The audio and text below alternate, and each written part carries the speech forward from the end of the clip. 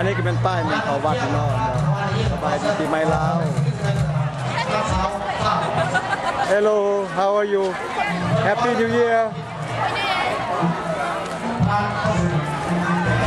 เฮ้ยมื้อนี้ก็มาเนาะ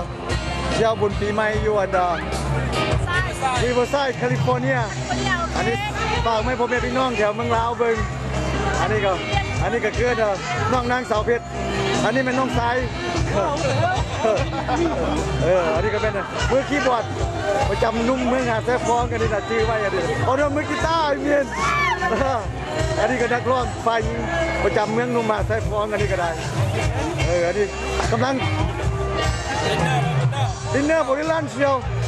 ดินเนอร์เนาะเอานี่บอกเป็นดินเนอร์ลันเนาะอันนี้ก็ถ่ายแล้วจะออกยูทูบอันนี้นะมาไทยกันพ่อแม่พี่น้องแถวสถานใต้เบิ้งเมืองลาวหรือพี่น้องแถวฝรั่งแถวออสเตรเลียแถวแคนาดามีเบิดมีใส่กอกทำมะม่วงอันนี้กับบริเวณงานบุญปีใหม่อยู่ริเวอร์ไซด์คนมากระไรนี่ก็ได้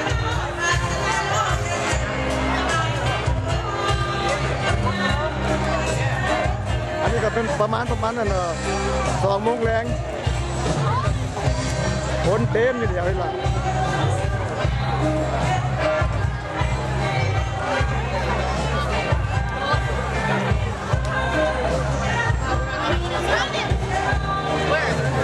คนมาไกลร้ายมือนี่นะ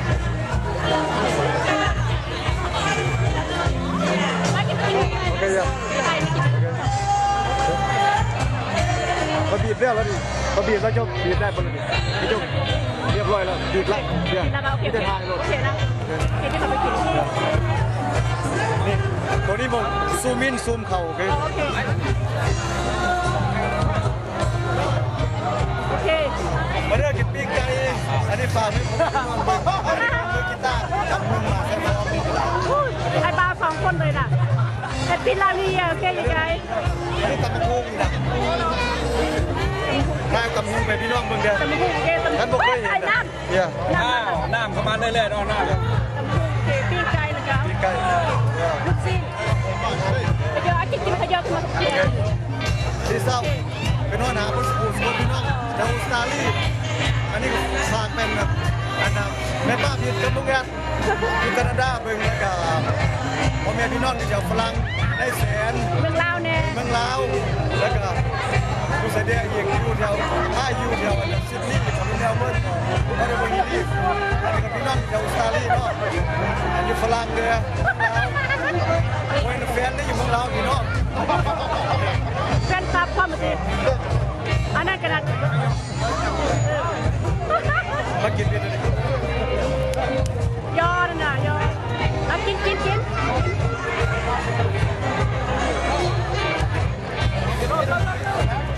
อันนี้ปั้นเดี๋ยวเรื่องมากินเดี๋ยวเรื่องแซ่บบ้าทุ่งI love Lao ไอ้ลับเราเดี๋ยวตัวใหญ่ไอ้ลับเราเสียตัวละมาใส่งานเนี่ยแต่ว่าถึงว่าที่อยู่แถวเด็กขยะอยู่ชิ้นเด็กขยะผมเคยต้องหักษาประเพณีเวลาทำของเราเขาจะไปแพงประเภทลาวเขาที่ไหนก็ได้คนหมักคนแพงฝากให้พ่อแม่พี่น้องแซ่บบ่ได้ดิจะมาหุ้งแซ่บบ่สบายดีเอาละวะสบายดีโอ้พี่จ้ะฮัลโหลฮัลโหล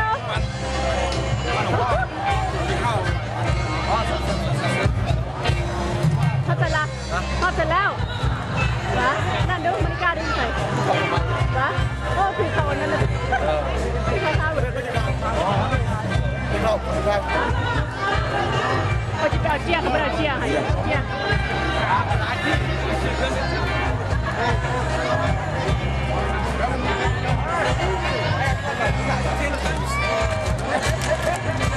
อันนี้กับน้องซ้ายเขาเนาะความรอนี่ลากดินเลยอันนี้กับเราดูทำสบายดีด้วยว่าปีใหม่เป็นอะไรอยู่ดีมีแห้งพุทธคนขอบใจด้าโชคดีปีใหม่บนคนอันนี้ก็เป็นแถวเทือกกันเป็นบริเวณ สาวกำลังประกวดนางงามกันอยู่ มารอบต่อไปจะไปกันตอนสี่สิบตลาด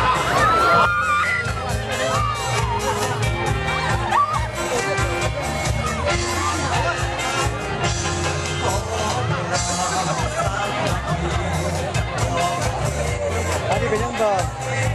ปีใหม่อยู่วิลซ่าอยู่คนยันนอกน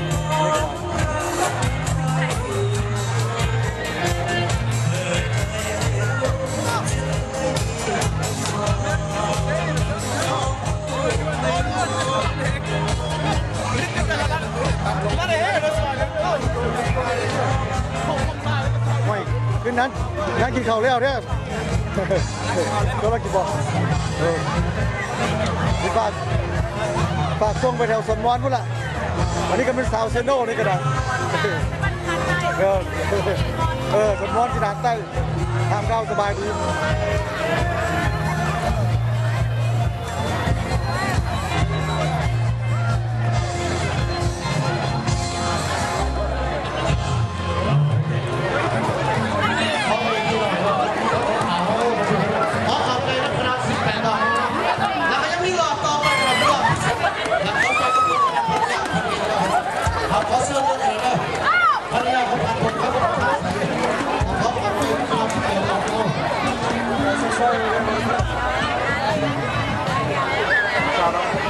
เอาทายแถวนี้ก็มีเนาะมีแต่พี่แต่น้องเอาเด้อแถวนี้เป็นน้ำเป็นสาวโบโอดินะ โอ้ยาแฮปปี้นิวเยียร์แฮปปี้นิวเยียร์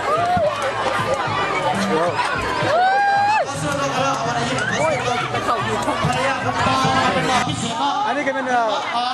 าเนาะว่าบุญปีใหม่สบายดีพี่น้องที่ยังลาวเด้อที่เขา YouTube บอกแต่พี่น้องเบิ่ง คนที่เงิน พี่น้องแปลเองกว่า เสียงตบมือน้องนั้นน่ะ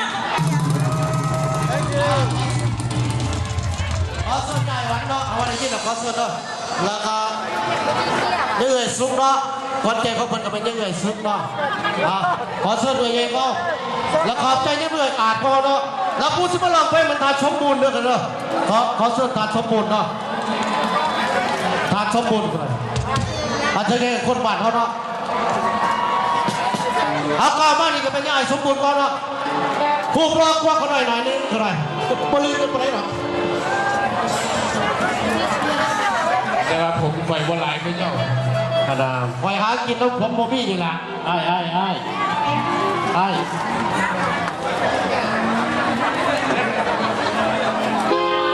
ก่อนโดนยายบ่อนกันยัง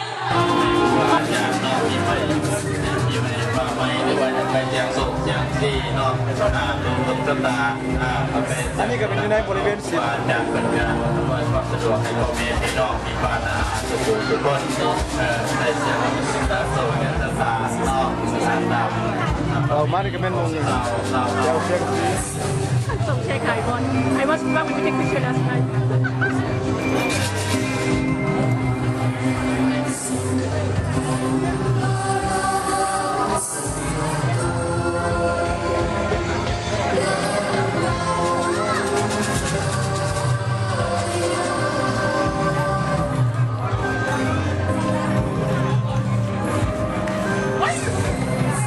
ฮัลโหลลาว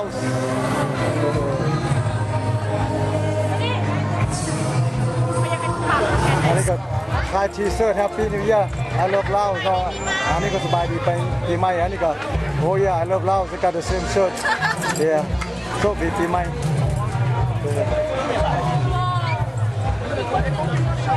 บายดีแม่อยู่ดีแม่ยังเด้อเป็นนมโพมใส่ลูกให้หลานอายุมันควรยืนอะไรอันนี้ก็ปีใหม่เอาขอบใจแม่ มาพบกันในยามทุกยามมีของมาฝากก็แค่หัวใจ ขอส่วนทุกการที่บริการเนาะกันเนาะขอส่วน อันนี้แหละเนาะคนมาเนาะเกิดเป็นคนลาวเสียงเพลงลาวเสียงร้องลาวดังก้องไปไกลเพราะว่าอยู่ไกลอยู่ใกล้ใจนั่นตัวเป็นลาวว่าจะเนาะพวกมาคอมแพงเขาบริสุทธิ์เลยเนาะฮักกันไว้แพ้กันไว้นี่แหละเนาะคนมาเก้าสี่ห้าสิบสี่ห้าในห้างแกให้หน้าสูง ส่วนมา2คนเขาอย่าสุเทพักมาเพราะมาเขาแล้วมันจางขึ้นอ่ะให้เอาเกลือลงตื่นถ้ามันซึมตามสั่งใหญ่พระร่างนันยาสุด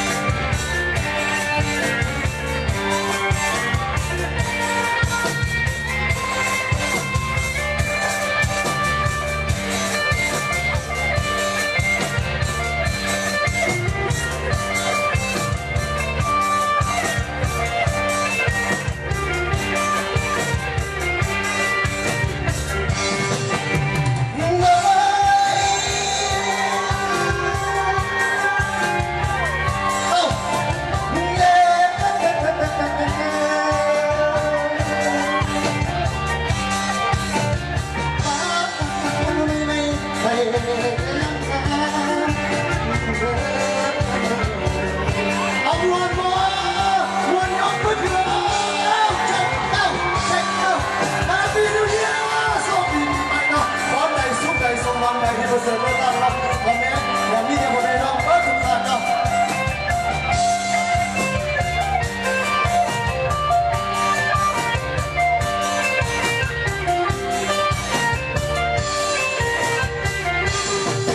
นับดอกพันสมัยเดินเดินให้เดินมาสร้างให้จอดรอนับพัน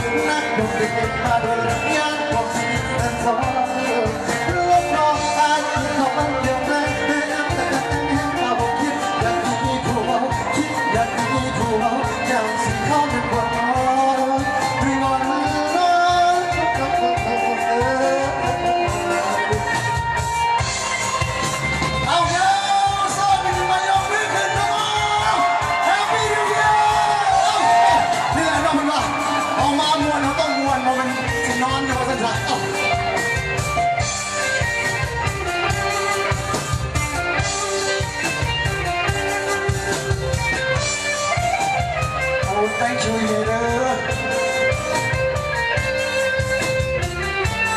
Okay.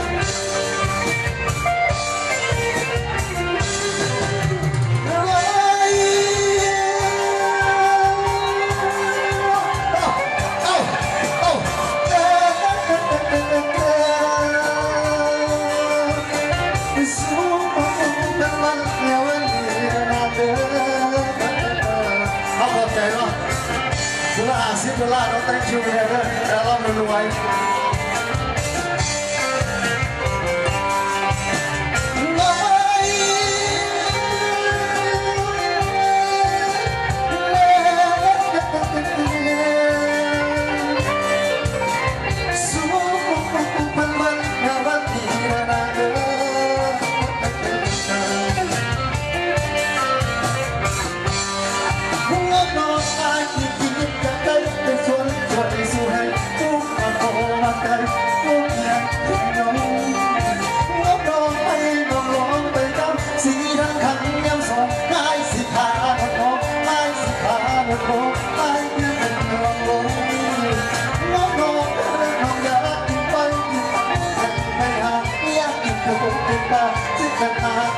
ซึ้งน้องน้องก็เป็นผู้โจบจากน้องคนผู้งามจากน้องผู้เป็นกันโตนึกพอแม่น้องฝันนึกพอแม่เจ้าฝันสิ่งแต่รักก็เป็นน้องน้องน้องก็ให้อยากอยู่แทนเขาพาความฝันให้หน่วยมือขวาผมให้ร้ายถึงซ้ำมันให้นานให้นานเอาเลยยกมือขึ้นเอาทีเดียวเอายกมือขึ้นให้มันยกมือขึ้นโอ้ยสอบดีไหมมึงเอ้า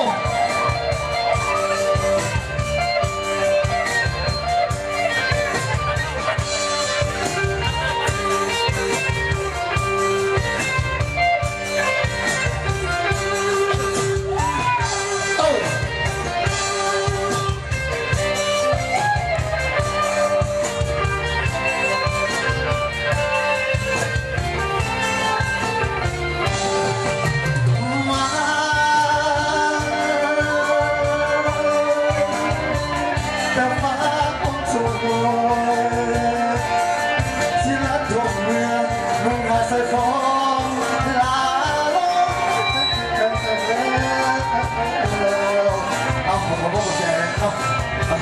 นี่แหละน้อยจะจำไม่ก็จำไม่จะเดี๋ยว you guys the best man that's all I can say that's all I can say เอาไอ้ผู้ดีกองนี่ซิพลาเนาะOh, the main key over here is the keyboard. What can I say for you? Thank you very much. You guys the best. โอเคเนาะเพิ่นแกขอบใจแล้วเพิ่นเนาะกันเนาะเอาพูดนักร้องร้องผ่านไปเนาะกันเป็นทางสุขิตเนาะเราจะเดินตามเนาะขอขอบใจแล้วเพิ่นที่ว่าให้ความสนับสนุนแล้วก็ยังมีรอบอยู่เนาะกันเนาะขอขอภัยอะไรเขามีรอบต่อไปเอารอบต่อไปเป็นรอบของยะนางรวมกันหมอเป็นแก่ในแก่คณะโอโรวาเลกเนาะคนใจก็เพิ่งกับเป็นยังพอแสนก็สิเมื่อเราบอกหรือยังทุกแล้วเนาะแล้วก็รอบของทางแองเนาะหมอเป็นแก่ในแก่